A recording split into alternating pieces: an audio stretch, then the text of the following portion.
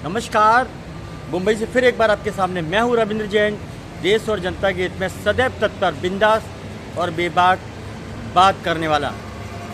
देवेंद्र फडणवीस मुख्यमंत्री बन चुके हैं और पूरे महाराष्ट्र, पूरा हिंदुस्तान की निगाहें इस महाराष्ट्र के ऊपर लगी हैं कि देवेंद्र फडणवीस अब कौन सा कदम ठोस उठाते हैं जिससे महाराष्ट्र का सम्मान बढ़े और मुंबई के अंदर जो टैक्स के कारोबार हैं, वसूली के कारोबार हैं, अवैध धंधे हैं, मिलावट के कारोबार हैं, उस पर किस तरह कंट्रोल लगाने का वो प्लान बनाते हैं। हालांकि ज़्यादातर हमारे जो नेता हैं वो घूमने फिरने में टाइम ज़्यादा ख़राब करते हैं, लेकिन अब जनता समझ चुकी है। इसीलिए देवेंद्र फडणवीस का आना, महाराष्ट्र की इस सत्ता पर दोबारा आना, तीसरी बार आना, ये साबित करता है कि महाराष्ट्र को किसी भी तरीके से व्यवस्थित करना है और मुंबई महानगर को बचाना है। और यहाँ पर सबसे पहले मुख्यमंत्री जी एक बात और बोल देना चाहते हैं। जनता की एक राय है, जनता ये कहना चाहती है और पूछना चाहती है कि जिस तरह यूपी में योगी आदित्यनाथ ने जो काम किया है, कम समय में बड़ा नाम किया है, वहाँ तारीख नहीं मिलती, सीधा फैसला होता है। उसी तरह उनके कदमों पर चलकर आप महाराष्ट्र का नाम रोशन करेंगे, ऐसा जनता का पूर्ण विश्वास है कि आप महाराष्ट्र का नाम रोशन करेंगे। और महाराष्ट्र में जो भी राजनीतिक गतिविधियाँ चलती हैं, गंदी फालतू के राजनेता पैदा हो रहे हैं, जगह जगह पार्टियाँ हैं, उन सब को ख़त्म करके 3 पार्टियाँ रहने दीजिए, पक्ष हुआ, विपक्ष हुआ और निपक्ष हुआ। बाकी जितनी भी पार्टियां हैं जो वसूली के धंधे हैं, ये मुंबई नगर में सबसे ज़्यादा भ्रष्टाचार होता है। चाहे वो बीएमसी ले लो, चाहे वो फेरी वालों का अड्डा ले लो, या वो मिलावट के धंधे ले लो, इसमें कहीं ना कहीं डिपार्टमेंट और सरकारी लोग, कुछ चंद लोग ऐसे हैं जो मिले हुए हैं। उसमें कुछ नेता मिलता है, कुछ डिपार्टमेंट के लोग हैं, मिल के वसूली करते हैं और गंदा काम करते हैं। और महाराष्ट्र का नाम, मुंबई का नाम बाहर में अभी बहुत ज़्यादा ख़राब होने लगा है कि वहाँ पर आए दिन झगड़े फसाद, मिलावट के धंधे, वसूली के कारोबार, फेरी वालों का अड्डा बन चुका है। तो आपको रास्ता निकालना पड़ेगा। सबसे पहले रास्ता निकालिए आप छत्रपति शिवाजी महाराज टर्मिनल का, जो इतनी बड़ी विरासत है और वर्ल्ड हेरिटेज है। शर्म आती है हमको कि इतने भी नेता आए, आज तक जो नेता आए वो गाड़ियों में घूमते हैं, कभी भी चुपचाप भेष बदल कर छत्रपति शिवाजी महाराज टर्मिनल का मुआयना नहीं करते हैं, जैसे पहले के राजा महाराजा करते थे।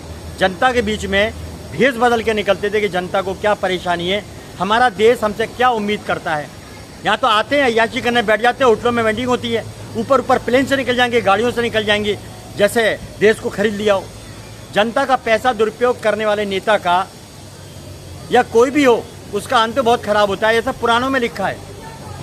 तो मैं तो एक ही चीज़ मानता हूँ कि देवेंद्र फडणवीस आप बहुत समझदार व्यक्ति हैं, दमदार हैं, असरदार हैं, जोरदार हैं। योगी आदित्यनाथ के बाद जनता आपका नाम लेती है, तो आप उस उम्मीदों पर खरे उतरिए कि जो योगी आदित्यनाथ यूपी में कर सकते हैं, वो महाराष्ट्र के अंदर देवेंद्र फडणवीस क्यों नहीं कर सकते। आप करप्शन मुक्त करिए, महाराष्ट्र की मुंबई शहर को करप्शन मुक्त करिए। नंबर 1, ड्रग्स का कारोबार होता है जिसमें शासन प्रशासन के कुछ लोग मिले हुए हैं, उनको जड़ से मिटाइए। नंबर 2, फेरी वालों के अड्डे चारों तरफ, ये बहुत खतरनाक विषय है कि फेरी वाले आ कहाँ से रहे। करोड़ों की तादाद में मुंबई के अंदर फेरी वाले भर चुके हैं। इसमें नेता वसूली खाता है, डिपार्टमेंट के लोग वसूली खाते हैं। तो इतना गंदा वातावरण यहाँ फैल चुका है कि वसूली के बिना उनका घर नहीं चलता है। तो शपथ ग्रहण मत करो, झूठी शपथ ग्रहण मत करो। आपको अगर हफ्ता ही खाना है तो आप कोई दूसरा काम कर लो, वसूली का ही खाना है तो कोई दूसरा काम कर लो। पद का दुरुपयोग मत करो, पद की गरिमा का अपमान मत करो।